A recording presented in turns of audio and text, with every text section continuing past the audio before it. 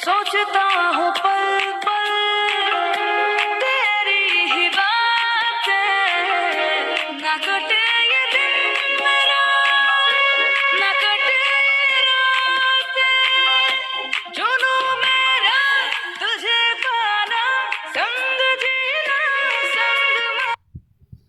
जरा सोचो, अगर एक शाओलिन मॉन्क एक आम स्कूल में पढ़ने लगे, क्या हालत होगी बाकी बच्चों की। कुछ ऐसा ही होता है हमारी आज की कहानी में। कहानी की शुरुआत होती है ली नाम के, क्योंकि अब जो वो करने वाला है वो शायद सही नहीं होगा। उसी वक्त एक योद्धा ने साइड से उस पर हमला कर दिया। अचानक हमले से ली चौंक गया, लेकिन उसने जैसे तैसे वार का सामना किया। योद्धा ने उसे दीवार पर फेंक दिया, लेकिन ली कूदकर वापस आ गया। उसने हवा में ही योद्धा के सीने पर वार किए और कुछ ही पलों में उसे हरा दिया। इसके बाद बारी आई एक तलवारबाज योद्धा की। ली ने उसे भी अपनी काबिलियत से धूल चटा दी। इसके बाद वो तीसरे योद्धा की ओर बढ़ा। हालांकि वो योद्धा ध्यान में बैठा था, लेकिन फिर भी ली के आने की आहट सुनकर उसने अपनी माला शीशे में दे मारी, जिससे ली की आंखें चौंधिया गई। अगले ही पल में उसने ली को उठाकर जमीन पर पटक दिया। योद्धा बस जीतने ही वाला था कि ली फिसल कर बच गया और फिर दोनों में जबरदस्त लड़ाई शुरू हो गई। अंत में जीत ली की ही हुई। फिर वो मंदिर में सर झुकाकर बाहर चला गया। गुरुकुल के टीचर ने उसे बताया कि परीक्षा में उसने सबसे ज्यादा हुनर दिखाया है, इसलिए उसे नए शहर की ओर रवाना हो गया। नए स्कूल में एक 15 साल का लड़का फैंग था, जो ताइक्वांडो का खिलाड़ी था। उसकी छोटी बहन शैन शैन अपने भाई से बेहद प्यार करती थी। स्कूल के ताइक्वांडो क्लब को लैन संभालती थी। वो फैंग के मुकाबले देखकर उसे उसकी कमियां बताती थी, ताकि वो और बेहतर हो सके। लैन का भाई कड़ी मेहनत से काम में जुटे थे। उसकी पत्नी कई साल पहले गुजर गई थी, तो अब वो काम में मस्त रहता था। डॉक्टर हैन ने जल्द ही वो उसे उसका कमरा दिखाने ले गई और उधर उसके पिता को गुंडों ने बंदी बना लिया। उस गैंग के लीडर लैरी ने डॉक्टर हैन को धमकाकर उससे वो डिवाइस मांगा। डॉक्टर हैन ने कहा कि ऐसा तो कोई डिवाइस है ही नहीं। उसने बताया कि वो तो एआई टेक्नोलॉजी पर काम कर रहा है, जिससे हैन के घर जा चुका है। फिर लैरी के दो चेलों ने आगे बढ़कर डिवाइस चुरा कर लाने का जिम्मा ले लिया। स्लॉपी और फिस्ट काफी खुश थे, क्योंकि गुंडे बनने के बाद ये उनका पहला मिशन था। उन दोनों ने अजीबोगरीब कपड़ों से भेष बदला और लैन के घर के बाहर जाकर खड़े हो गए। उनमें से एक ने रात को अंदर घुसने का फैसला किया, लेकिन फिर दूसरे ताइक्वांडो मैच देखते हुए देखा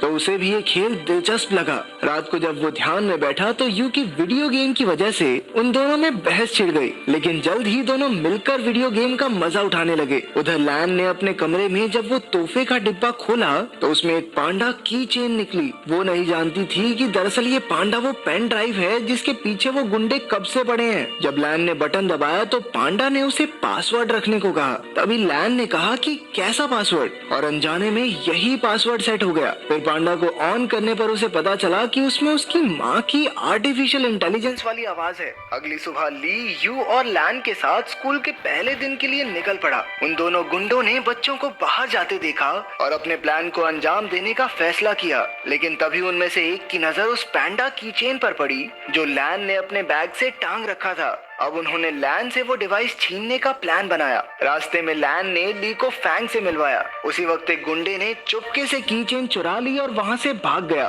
तभी ली ने उसे देख लिया और अपनी फुर्ती दिखाते हुए उसने गुंडे को झट से पकड़ लिया। तभी फैंग भी उसका साथ देने आ गया और दोनों ने मिलकर उस गुंडे की खूब धुलाई की, लेकिन वो गुंडा अब भी नहीं माना और एक बार फिर से पैंडा चुरा कर भाग निकला। अब की बार उन सभी दोस्तों ने मिलकर उसे कचरे के डब्बे में फिट करके सड़क से लुढ़का दिया। फिर स्कूल में ली की क्लास के बच्चे एक शाओलिन योद्धा को देखकर हैरान रह गए। वो उससे पूछने लगे कि क्या कभी वो शादी कर सकता है। वो उससे उल्टे पुल्टे सवाल पूछने लगे। तुम कभी शादी कर सकते हो क्या? भाई कुंफू करके दिखा दे भाई। हाँ, एक बार दिखा दो। हाँ, एक बार भाई, एक बार कुंफू करके दिखा दे भाई, मजा आ जाएगा। आखिरकार टीचर ने उन्हें शांत करके कहा कि ये सब खेलने के पीरियड में करना। खेलने के पीरियड में उनके कोच ने बताया कि अगले महीने उनकी चुस्ती भगवान जानता है भाई साहब कितनी मुश्किल से चलते थे। फिर कोच ने सबसे 100 मीटर की दौड़ लगवाई। ली ने तो समय से पहले ही 2 चक्कर पूरे कर लिए, जबकि बाकी बच्चे अभी पहले चक्कर में ही थे। इसके बाद उन्हें पुशअप्स करने के लिए कहा गया, जिसमें अपना ली पहले से ही माहिर था। उसने 100 से भी ज्यादा पुशअप्स किए और बाकी बच्चों से तो 2 भी नहीं हुए। बाद में तो उसने एक हाथ से पुशअप्स करने शुरू कर दिए। उसकी काबिलियत देखकर सभी बच्चे कूदने लगे। फिर बारी आई ऊंची छलांग लगाने की। ये तो ली के बाएं हाथ का खेल था। बेचारा यू तो मुंह के बल नीचे गिर पड़ा। वहाँ डॉक्टर हान की लैब में लैरी ने उन्हें कुर्सी से बांध रखा था और उसे गोल्फ बॉल से पीट पीट कर परेशान कर रहा था। रात को वो दोनों गुंडे मौका देखकर लैन के घर में घुस आए। तभी ली की नजर उन पर पड़ गई और वो एक खिलौने के पीछे छिपकर उन्हें डराने लगा, लेकिन उन्होंने जल्द ही उसे देख लिया और मौका देखकर उस पर हमला कर दिया। जब लैन वहाँ पहुंची तो गुंडों ने पैंडा चुरा लिया और फरार हो गए। ली ने लैन और यू को सारी कहानी बताई, लेकिन उन दोनों को लगा कि वो मजाक कर रहा है। इसके बाद हम देखते हैं कि वो दोनों गुंडे अपने मुंह में गोल्फ बॉल्स भरकर लेटे हुए थे। असल में उन्होंने गलती से पैंडा की चेन की जगह वैसा ही दिखने वाला एक परफ्यूम चुरा लिया था। लैरी को एक खास डिवाइस 3 दिन के अंदर किसी कंपनी को बेचना है और इसीलिए अब उसे बेचैनी होने लगी। उसने बड़े गुस्से में उन दोनों गुंडों की गोल्फ बॉल से निशाना लगाया और उन्हें धमकाकर जल्द से जल्द वो खास डिवाइस लाने का ऑर्डर दे दिया। अगले दिन स्कूल में सारे बच्चे फैंग का टाइकोंडो मुकाबला देख रहे थे। वहीं यू और शैन शैन पीछे बैठी 2 बदसूरत लड़कियों के बारे में बातें करने लगी। ये लड़कियां कोई और नहीं बल्कि वो दोनों गुंडे ही थे जो भेष बदल कर वहाँ आए थे। उन्हें लैन के बैग पर वो पैंडा दिखाई दिया और दोनों उसे चुराने के लिए सही मौके का इंतजार करने लगे। उसी वक्त ली ने फैंग को एक मुकाबले की चुनौती दी। इस मजेदार मुकाबले को देखने के लिए सभी बच्चे भागकर आगे चले गए। अब सही मौका देखकर गुंडों ने बैग से पैंडा चुराने की कोशिश की, लेकिन इस चक्कर में उनके नकली बाल वहीं फंस गए। उधर मुकाबले में फैंग और ली में जबरदस्त टक्कर हो रही थी। दोनों ही एक दूसरे पर भारी पड़ रहे थे। आखिरकार दोनों ने एक दूसरे को ना मारने का फैसला किया और मुकाबला खत्म हुआ। उसी वक्त सबने पीछे मुड़कर उन दोनों गुंडों को पहचान लिया। बच्चों ने मिलकर उन पर हमला बोल दिया, लेकिन इस बार वो एक बच्ची को मारने की धमकी देकर पैंडा डिवाइस लेकर भाग गए। फिर बच्चे मिलकर प्रिंसिपल के पास गए और पुलिस को बुलाकर सारा माजरा समझाया। वहीं ली खुद को इस सब का जिम्मेदार समझ रहा था, क्योंकि अगर उसने फैंग को चुनौती नहीं दी होती तो लैन अपने बैग से दूर ही न जाती। लेकिन बाकी बच्चों ने उसे दिलासा दिया कि ऐसा नहीं सोचना चाहिए। आखिरकार लैरी के हाथ वो डिवाइस लग गया और उसके जरिए उसने कंप्यूटर पर एक प्रोग्राम चलाया, लेकिन उसे इस्तेमाल करने के लिए पासवर्ड की जरूरत थी, ये वो नहीं जानता था। उसने कुछ प्रोग्रामर्स को बुलाकर लॉक खोलने के लिए कहा, लेकिन पूरा दिन बीतने पर भी कुछ हाथ नहीं लगा। अब लैरी के गुस्से की सभी हदें पार हो गई थी। तभी उसने डॉक्टर हैन के फोन पर उसकी बेटी का मैसेज देखा। लैन चाहती थी कि उसके पिता उसके जन्मदिन के लिए कल घर आ जाएं। लैरी ने डॉक्टर हान की तरफ से कल पार्टी में पहुंचने का वादा कर दिया। अगले दिन लैन और उसके दोस्त जन्मदिन की पार्टी की तैयारी कर रहे थे। बाकी सब लैन को घर में अकेला छोड़कर उसके लिए तोहफे लेने गए। तभी लैन को उसके पिता का मैसेज मिला कि वो घर के बाहर आ गया है, लेकिन जैसे ही वो बाहर निकली उसे किसी ने अगवा कर लिया और गाड़ी में डालकर ले गया। उसी ही लैरी और उसके बिजनेस पार्टनर में बहस छिड़ी हुई थी, क्योंकि लैरी उस खास डिवाइस को कल चालू हो गया। बाहर शुरुआत वाले दोनों गुंडे अड्डे की रखवाली कर रहे थे। ली और फैंग ने उन पर हमला करके उन्हें कुछ ही पलों में चित कर दिया, लेकिन इसके बाद उनका सामना हुआ लैरी के आदमी ब्रैडली से। वो भी एक खतरनाक फाइटर था, इसलिए ली और फैंग मिलकर भी उसे हरा नहीं पा रहे थे। अंदर लैब में लैरी की डील पक्की होने ही वाली थी कि उसी वक्त यू ने आकर चुपके से अपनी बहन और पिता को रिहा कर दिया। ली ने भी वहां पहुंचकर गुंडों का मुकाबला किया। उसी वक्त लैरी पेनड्राइव वाला बैग लेकर बाहर की ओर भागा, लेकिन डॉक्टर हान, यू और लैन ने मिलकर उसकी धुलाई कर दी। ली एक बार फिर से ब्रैडली के साथ मुकाबला करने में फैंग का साथ देने पहुंच गया। आखिरकार वो दोनों मिलकर उसे हराने में कामयाब हो गए। अंत में पुलिस भी वहां पहुंच गई और सारे गुंडों को पकड़ लिया। बाद में ली और यू को उनकी बहादुरी के लिए प्रिंसिपल ने मेडल दिए। अगर वीडियो पसंद आई तो लाइक कर देना, चैनल को सब्सक्राइब कर देना। मिलते हैं अगली वीडियो में।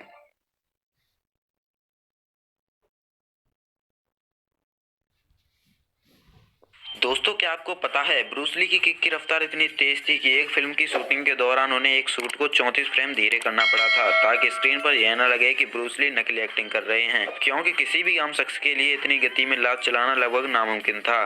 दोस्तों, अगर ये फैक्ट आपको अच्छा लगा तो जल्दी से वीडियो को लाइक और चैनल को सब्सक्राइब करें। दौड़ वाले दिन जवानों, अगर तुम्हें इंडियन आर्मी ज्वाइन करनी है तो आज की इस दौड़ को पास करना होगा। जो भी 3 लड़के पहले आएंगे तुम में से वो सिलेक्टेड होंगे। तो फिर तैयार हो ना दौड़ के लिए? चलो, जब मैं फायर करूं तो दौड़ स्टार्ट करना। हर दिल का हम प्यार माटी तड़पन है, पूरा करने चले हर सबसे पहला तो मैं ही जाऊंगा। अब तुम्हारे हवाले अभी तो सबसे आगे मैं ही हूँ। साथियों। ये सबसे तेज भागना पड़ेगा और तेज। ये सर मैं पहुंच गया सर। सबसे पहले मैं आया हूँ सर। चलो दौड़ पूरी हुई। एक नंबर तू जा, तू सिलेक्टेड है। एक तू हो गया, तू जा, तू भी सिलेक्टेड है। तुम जा, तुम तीनों सिलेक्टेड हो और तुम चारों तुम सिलेक्टेड नहीं हुए। मैंने बोला था 3 ही सिलेक्टेड होंगे तो वो 3 हो गए, वो जल्दी आए थे। प्यार दौड़ वाले दिन जवानों ਜਿਹੜੇ ਮੋੜੇ ਉੱਤੇ ਸੀ ਤੂੰ ਮੋੜ ਗਈ ਨਿਸ਼ਾਨੀ ਨੀ ਜ਼ਹਿਰ ਵਰਗਾ ਓ ਸੱਚੀ ਮੋੜ ਲੱਗੇ ਜੱਟ ਨੂੰ ਉਦੋਂ ਤੇਰੀ ਤੋੜ ਲੱਗੇ ਜੱਟ ਨੂੰ ਜ਼ਿੰਦਗੀ 'ਚ ਪਿਆਰ ਦੀ ਨੀ ਥੋੜ ਲੱਗੇ ਜੱਟ ਨੂੰ ਉਦੋਂ ਤੇਰੀ ਤੋੜ ਲੱਗੇ ਜੱਟ ਨੂੰ ਜ਼ਿੰਦਗੀ 'ਚ ਪਿਆਰ ਦੀ ਨੀ ਥੋੜ ਲੱਗੇ ਜੱਟ ਨੂੰ ਉਦੋਂ ਤੇਰੀ ਤੋੜ ਲੱਗੇ ਜੱਟ ਨੂੰ ਉਦੋਂ ਤੇਰੀ ਤੋੜ ਲੱਗੇ ਜੱਟ ਨੂੰ ਜਿਹੜੇ ਮੋੜੇ ਉੱਤੇ ਸੀ ਤੂੰ ਮੋੜ ਗਈ ਨਿਸ਼ਾਨੀ ਨੀ ਜ਼ਹਿਰ ਵਰਗਾ ਓ ਸੱਚੀ ਮੋੜ ਲੱਗੇ ਜੱਟ ਨੂੰ ਉਦੋਂ ਤੇਰੀ ਤੋੜ ਲੱਗੇ ਜੱਟ ਨੂੰ ਜ਼ਿੰਦਗੀ 'ਚ ਪਿਆਰ ਦੀ ਨੀ ਥੋੜ ਲੱਗੇ ਜੱਟ ਨੂੰ ਉਦੋਂ ਤੇਰੀ ਮਾੜਾ ਤੇਰਾ ਯਾਰ ਨਾ ਬਾਤ ਛੋੜਾ ਕਰਦਾ ਪੇਸ ਪੈ ਪਿੱਠਾਂ ਪੈ ਵਾਰ ਨਾ ਯਾਰਾਂ ਕੇ ਸ਼ੌਕ ਨਾ ਮਾੜੇ ਮਾੜਾ ਤੇਰਾ ਯਾਰ ਨਾ आखर से छोरा सोलिड से हार दाकड़ से टोरा नीचे से थार हाथ में सिकता कर है यार पार यार सारे असली साले सरकार या माड़ा तेरा।